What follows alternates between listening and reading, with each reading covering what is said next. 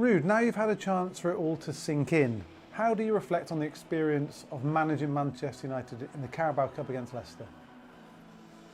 Yeah, if I speak about the game and the reception and the connection with the crowd and how the players reacted and how the players played, it was a great night.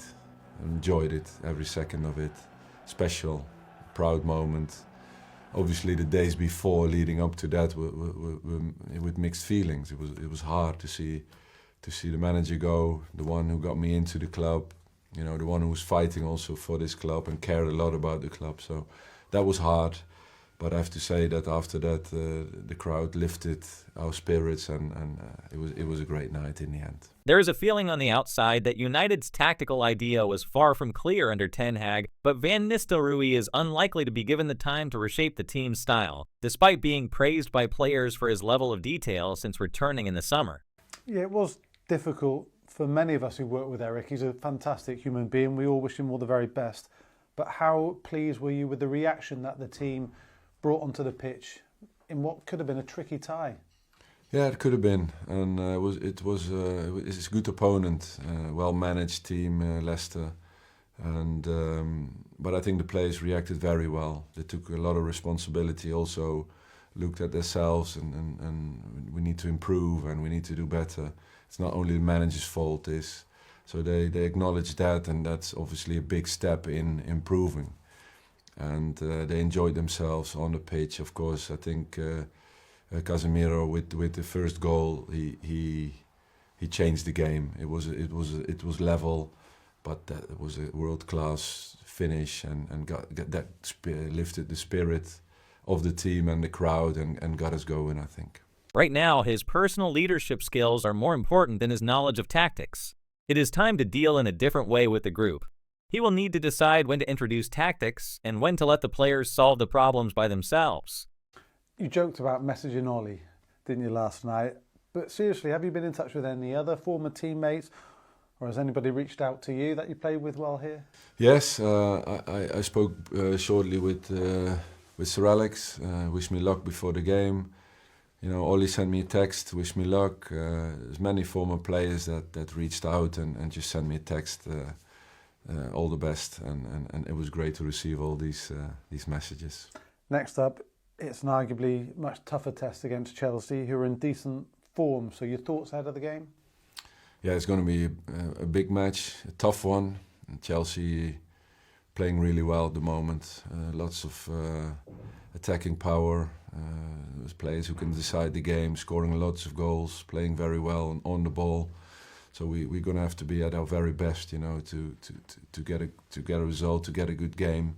That's obviously what we want. We want to try and win it, but we also respect the opponent, know their qualities, and we have to we have to really be together and strong, you know, to stop them, and from there see what we can do, you know, to win the game. In this situation, it is more about how to manage people, how to manage the group, give them energy, give them confidence, and let them show the best version of themselves to help change the situation at such a big club like Manchester United.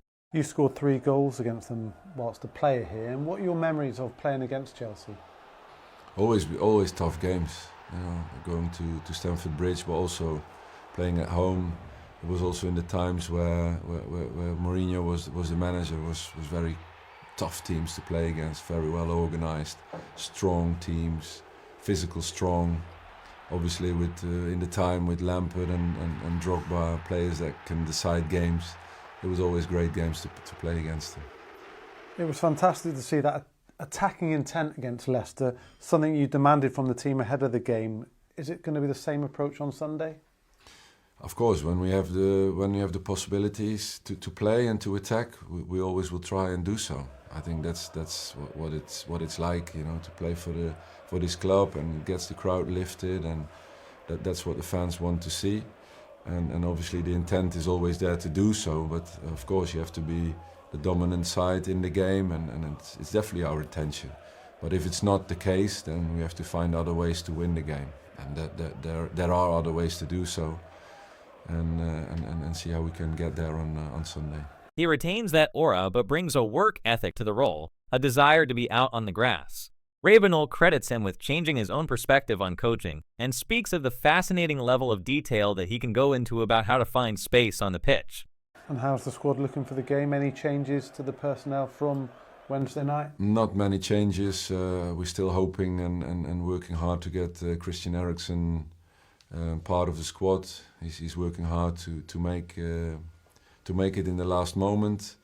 And other than that, there's no news on players that will be available any others than yesterday.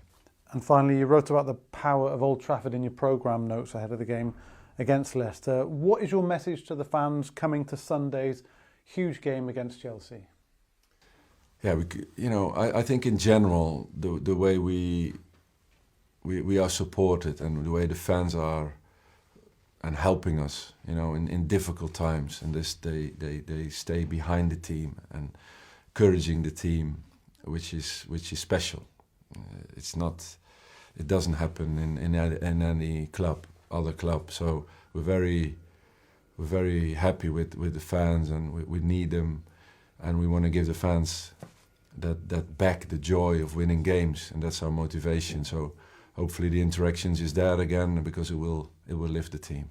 Ruben Amorim says he wanted to take the Manchester United jobs at the end of the season, but accepted a mid-season appointment after being told it was now or never. Amorim, 39, was confirmed as Manchester United's new head coach on Friday and will complete his move to Old Trafford from Lisbon club Sporting on 11 November. Speaking after Sporting's first match since that announcement, Friday's 5-1 league victory over Estrela, which maintained their perfect start after 10 games, Amorim explained his only request following United's approach was to see out the current campaign, which he had already informed the club's president would be his last. But the Portuguese coach was told that would not be possible, as the Premier League club sought an immediate replacement for Erik Ten Hag, who was sacked on Monday. Across a 4-year spell at Sporting, during which he has won 2 Portuguese league titles and 2 League Cups, having previously won the League Cup with Braga, the 39-year-old put a stamp on the side which has remained consistent despite player turnover.